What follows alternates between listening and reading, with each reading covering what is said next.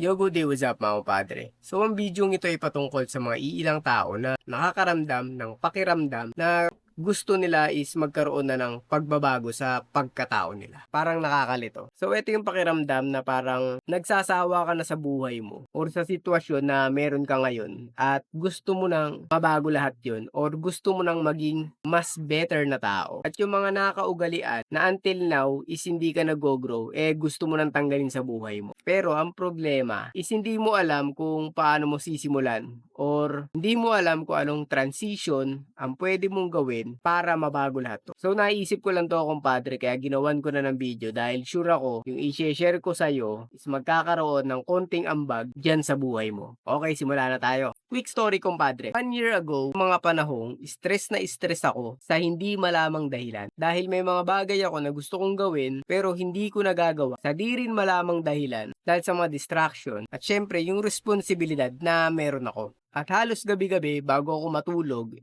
pinapangako ko kinabukasan na magbabago na ako at tatanggalin ko yung mga bagay na ginawa ko itong mga araw na to kung bakit hindi ko nagawa yung mga gusto kong gawin or yung mga dapat kong gawin. Medyo magulo kumpadre, pero pilit kong ipapaliwanag sa ito para mas maintindihan mo. Ang dami ko kasing gustong baguhin sa sarili ko kumpadre na matagal ko nang iniisip pero hindi ko masimulan or hindi ko magawa. Katulad ng pagkain ng masustansya, pag-eehersisyo, para kahit papano is may mabago dyan sa buhay ko. Pero ang nangyayari, paulit-ulit lang ang nangyayari araw-araw na ganun pa rin ang nagiging takbo ng sitwasyon ko. At hindi ko pa rin alam kung bakit ganun. Hanggang isang araw is nakaisip ako at dumating yung time na naisip ko na gusto kong gumawa ng content. Kagaya neto ngayon, itong ginagawa ko kung bakit nakikita mo ko ngayon, at kung ano-ano pinagsasabi dito sa harapan ng camera. At naisip ko nga yun na gumawa ng content, pero yung content na gusto kong gawin is positive content dahil gusto ko mag-share ng mga bagay na maaring makatulong sa mga kagaya ko or kaparehas na ugaling meron ako. At syempre, ganun din sa sitwasyon pagdating sa buhay. So, ganito na nga nangyari. So, ilang beses ako nag-attempt gumawa ng content, pero palagi akong bigo dahil sa dala ng hiya. At syempre, hindi ko alam kung paano gumawa. Hindi ko alam kung paano magsalita at hindi ko alam kung ano bang dapat kong i-prepare para makagawa ng video na ang laman ng video is yung pagmumukha ko. Sobrang nakakahiya yung kumpadre sa part ko. Hanggang naisip ko at na-realize ko na hindi ako pwedeng sumuko. Kailangan kong gawin yung mga bagay na to para sa sarili kong achievement, para na rin sa self-growth na gusto kong mangyari sa buhay ko. So kailangan kong i-start ang kahihiyan dito sa harap ng camera kahit alam ko naman wala naman talagang manonood nito. Pero para sa akin, sobrang napakalupit na reward to. Dahil once na magawa ko to, is mas mapipil ko sa sarili ko na kahit papano is nakapag-step forward ako sa mga bagay na gusto ko. Pero bago ko nagawa tong mga bagay na to, meron akong dalawang bagay na natutunan na gusto kong i-share sa'yo dahil sa tingin ko makakatulong to kahit papano. Kung ikaw yung tipo na tao na gustong may mangyari kahit papano, pero nahihirapan ka, natatakot or nahihiya ka sa mga sasabihin ng iba, lalo na sa mga kakilala mo. At ang unang bagay na dyan ay yung take a break. Yan yung number 1 na nagawa ko para lumakas yung loob at magawa ko yung mga bagay na gusto kong gawin pero kailangan kong ihanda yung sarili ko. Start na wag magparamdam sa lahat at ayusin yung buhay ng pakonti-konti until maka-figure out ka ng mga bagong bagay dyan sa buhay mo. Regardless kung luma na sa iba pero bago sa'yo. Okay, paliwanag ko pa. Sa case ko kasi, kumpadre, bago ako gumawa ng video or content vlog, sobrang napakahirap magsimula dahil nandiyan yung mga negative na iisip ko versus doon sa bagay na gusto ko mangyari. Kaya ako nag-attempt na mag-setup ng mga camera, lightings, pero every time na ginagawa ko yun, habang nagsasalita pa lang ako, wala pa sa kalagitnaan, naiisip ko na kung ano yung pwedeng sabihin ng mga tao dito sa pinaggagawa ko. Kaya ang ginawa ko, nagpahinga ako ng 1 to 2 months. So yung pahingang sinasabi ko, is yun yung pahingang hindi ako nagpaparamdam sa mga barkada, ibang kamag-anak, at kung sino-sino pang mga kakilala, lalo na dito sa social media. Kung dati, isa araw ako nagpo-post sa Facebook at nag-i-story, so tinanggal ko lahat yun hanggang parang makalimutan ako ng mga kakilala ko. So take a break muna kumpadre, until ma-figure out mo yung mga bagay-bagay para ayusin mo yung sarili mo. At syempre, ma-figure out mo kung ano nga ba yung mababago sa'yo. And once na ready ka na, then boom, gawin mo na. So kung sa akin, 1 to 2 months nagpahinga ako para lumakas yung loob ko. So sa'yo, maaring 1 buwan or maaring 1 taon. Pero ang importante is ma-achieve mo yung mga bagay na gusto mo ma-achieve. Kagaya ng simpleng bagay na pinaggagawa ko ngayon. So dati, napakahirap nito. Pero ngayon, simple na lang. Dahil napagtagumpayan ko na yung unang pinakamahirap gawin para magawa ko yung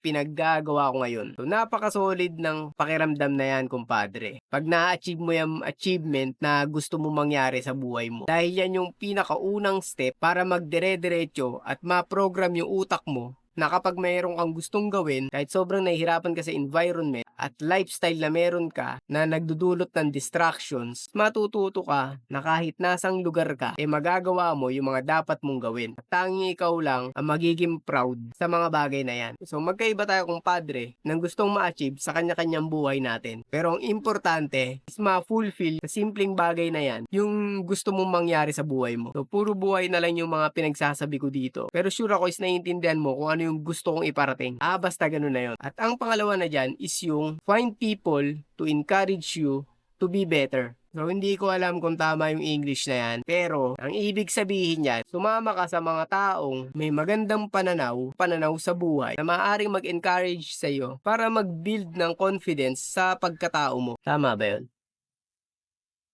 Sa ganyang paraan kasi, kumpadre, is matututo kang mawala yung mga hiya mo or yung mga pag-aalinlangan mo kung bakit may mga bagay na hindi mo magawa. At dahil kahit papano is may nag-i-encourage na or may nagagabay na sa'yo na mga mabubuting tao para gawin yung mga bagay na gusto mong gawin, so unti-unti ka na magkakaroon ng self-confidence dahil kahit papano is may pundasyon ka na ngayon at kaya mo nang baliwalain yung mga komento sa'yo lalo na't di makakatulong sa pagkatao mo. Hindi ko alam kung naiintindihan mo pero gusto kong maintindihan mo ulit na kapag mas marami kayo is mas malakas yung puwersa nyo. So kaya hanapin mo yung community na para sa'yo or hanapin mo yung mga taong magbibuild ng self-growth mo para ma-achieve mo yung achievement mo sa buhay nang sa ganun is hindi ka nai-stress at natututo kang at kahit papano is nagagawa mo na yung gusto mong gawin sa buhay mo. Basta nakakabuti to sa'yo. So just take a break. Pa 1 year pa yan or 1 buwan. So habang hindi ka nagpaparamdam sa kanila is gumagawa ka na ng paraan para ma-figure out yung mga bagay-bagay, makahanap ng mga taong mas makakatulong sa'yo or community para harapin at gawin yung achievement na gusto mo mangyari dyan sa sarili mo. So magkakaiba tayo mga kumpadre. Pero sure akong meron yan sa'yo at ikaw lang ang tanging nakakaalam niyan. Yan yung dalawang bagay na ginawa ko para tumakas yung loob ko na gumawa ng ganitong video regardless kung may nanonood o hindi. Pero para sa akin ay isa tong achievement bago matapos yung taon ng 2024. And etong 2025